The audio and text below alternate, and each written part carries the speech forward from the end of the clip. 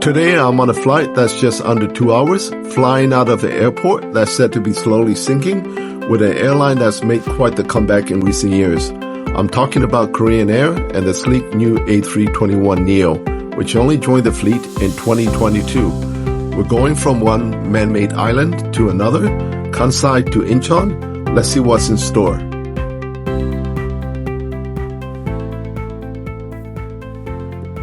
Hey, I'm KT, an AV logger based in Brisbane, Australia. If you're new here, a big welcome aboard, and to all my returning viewers, thanks heap for the continued support. Welcome to my little stay for the night, our hotel Kansai Airport. This is where the journey kicks off. First stop, Izumi Sano Station. This is just a short walk where I'll catch the train to Kansai Airport. This train station is just 2 stops from Kansai Airport. The train that serves the airport route is the Nankai Express, which continues all the way to central Osaka.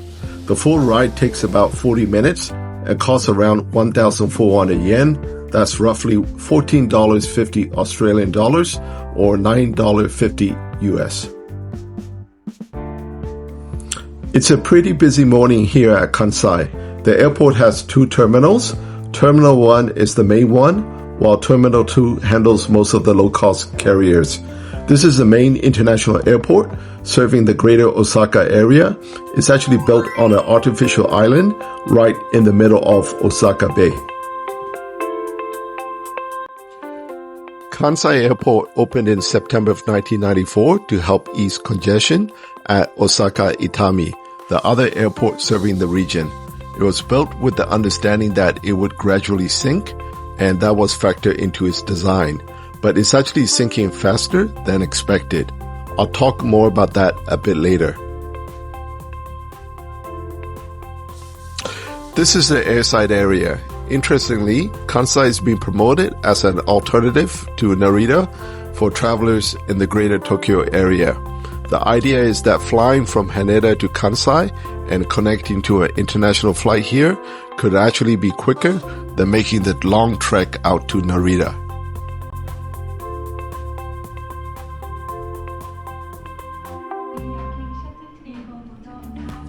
Terminal 1 is actually the longest terminal in the world. To help you get from one end of the pier to the other, the airport has a people mover system called the Wing Shuttle.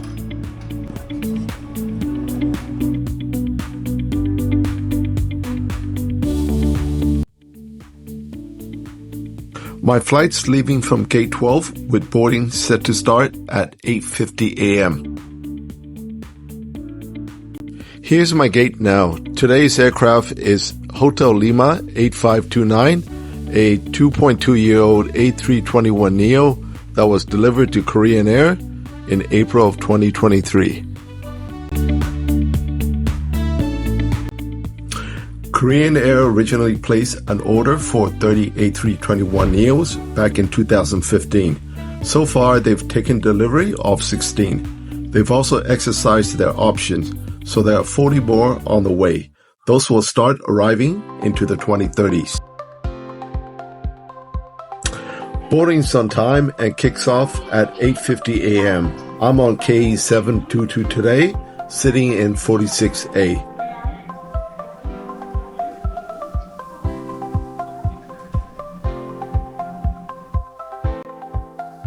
The first thing that caught my eye were the fully lie-flat business class seats. There are 182 seats in total on this A321neo, 8 in business class or prestige class, as Korean Air calls it, and 174 in economy. A321neos are flying routes across Southeast Asia, China, and Japan. They're actually the first Asian airlines to introduce the Airbus Airspace cabin on the A321neo. Legroom is pretty decent too, 31 inches with plenty of room between your knees and the seat back pocket. The headrest is leather with adjustable heights and foldable wings for extra comfort. The seat features a multicolored woven fabric design, giving it a nice texture look. Up top, the overhead bins are 40% larger than those on the standard A321neos, so there's more rooms for carry-on bags. Korean Air's story is one of recovery and redemption. It began in 1962 when the South Korean government nationalized Korean National Airlines and renamed it Korean Airlines. In 1969, the airline was privatized and sold to the Hanjin Group, which has owned it ever since. The company was later rebranded as Korean Air. The 1970s marked a period of rapid growth for Korean Air, highlighted by its expansion into North America using the Boeing 747 aircraft. In 1984, the airline introduced a new livery featuring the Takeoff symbol, a design it has proudly kept ever since. With all the rapid growth, safety became a big issue for Korean Air in the 1980s and 1990s. Between 1970 and 1999, the airline had around 17 accidents with hundreds of lives lost. A lot of the problems were linked to cultural issues. Staff were often too afraid to speak up or report concerns. But over the past 2 decades, Korean Air has worked hard to turn things around and rebuild its reputation. Today, Korean Air is considered one of the world's top-tier airlines, holding a prestigious 5-star ratings. Its modern and diverse fleet includes the A380, 747-8, the Boeing 787, the A321neos, and the A220. In 2000, it became a founding member of the SkyTeam Alliance alongside Delta, Air France, and Aeromexico. Once the safety videos start playing, it only means one thing. We're taxiing and getting ready for takeoff.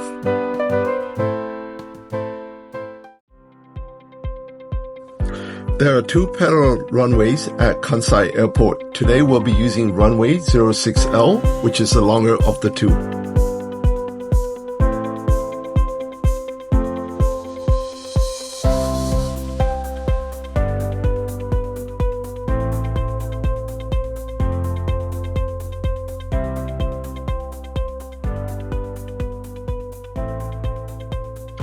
Back to the topic of Kansai Airport sinking, it's mainly because of ground subsidence. It's a pretty serious issue if left unchecked, with engineers warning that some parts could end up below sea level as early as 2056. There are a few reasons behind the sinking. One big factor is the clay layers underneath the airport. They're tricky to predict and are causing uneven settling. Plus, since the airport is built on reclaimed land, the sheer weight of the fill material is also making it sink. To tackle the issue, engineers have installed hydraulic jacks to lift part of the airport whenever it's needed to keep the surface level. There's also been a major investment in strengthening the surrounding seawalls to help protect the airport from potential flooding.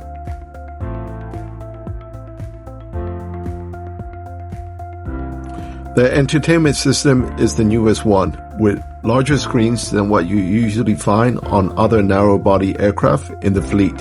You've got access to the latest movies and shows on a 13-inch personal monitor right at your seat.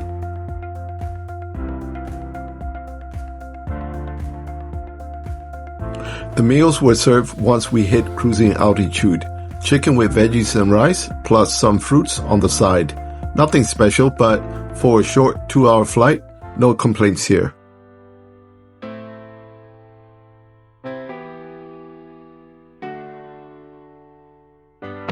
Here are some of the upgraded features you'll find on the Korean Air new A321neo.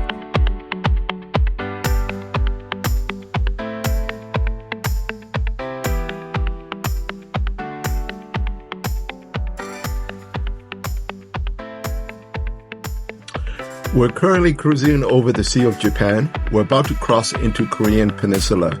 Not long after, we'll begin our approach into Incheon Airport.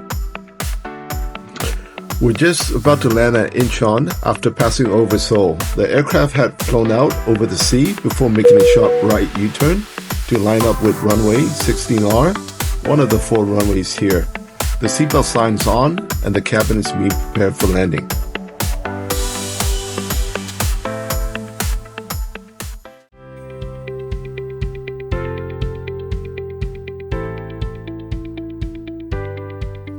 Welcome to Incheon. After a flight of 1 hour and 50 minutes, we've touched down on runway 16R. I'm not entirely sure why, but it always seems a bit smoggy here.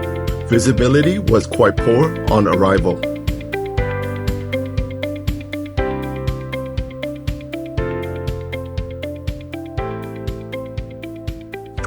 There are 2 terminals here. Korean Air and other Sky Team members operate out of Terminal 2. It is the newer terminal, having only opened in 2018.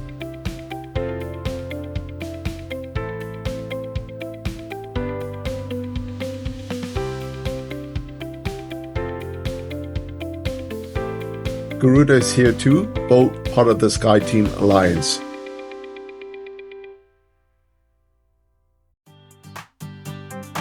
Here's a quick wrap-up of today's flight. This 2-hour economy hop pretty much lived up to what you expect from a 5-star airline. The A321neo was brand new, seats were comfy, we got a hot meal, and there was a 13-inch screen with plenty of entertainment. It had all the bells and whistles you want from a full-service carrier. My only minor gripe, no Coke, no sugar on board. But hey, no airline's perfect. Anyway, here's how I rate today's flight.